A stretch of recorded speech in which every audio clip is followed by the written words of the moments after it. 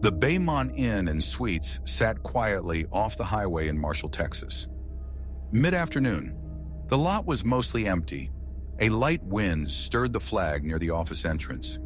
Inside room 124, Kari Hunt arrived with her 3 children. The visit was supposed to be brief, civil, safe. She had brought the kids to meet their father, Brad Dunn, for a scheduled visitation. It wasn't the first time, but something about him felt different this time. The look in his eyes, the stiffness in his voice. He hadn't spoken much when they arrived, just a nod, a forced smile at the kids. Then he asked Kari to step into the bathroom, alone. She hesitated, but she went.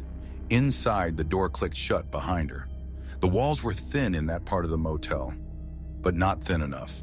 No one outside heard the first hit. In the main room, Kari's 9-year-old daughter tried to stay calm. She knew something was wrong. Voices were raised. Then came the sounds. A struggle, then silence.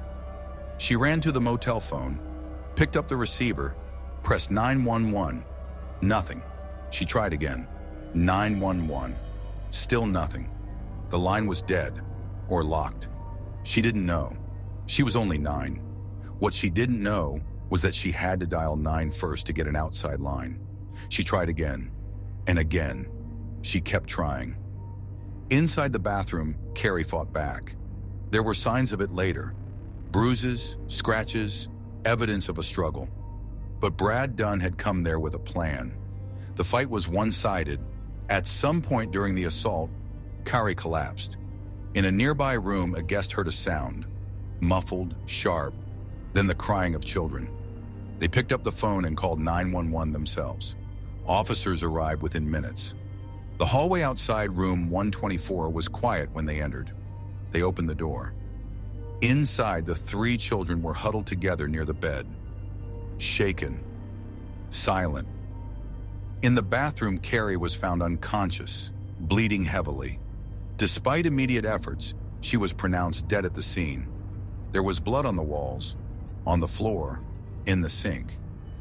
One of the responding officers would later tell dispatch, "There's blood everywhere." Brad Dunn had already fled the scene, but he didn't get far. He was located not long after and taken into custody. He was charged with murder. The investigation confirmed the timeline. Kari was unarmed. She had brought the children for a supervised meeting. She never walked out of that room. Her daughter's attempts to call 911 were logged, but none of them reached dispatch. The motel phone system required a 9 for an outside line, something no one thought to explain to a child. The crime was clear. The loss was devastating, but it was that failed call, the one that never went through, that led to a law being changed. Kari Hunt's father would later fight for legislation to make sure no one would ever have to dial an extra number to reach emergency services again. But that came after.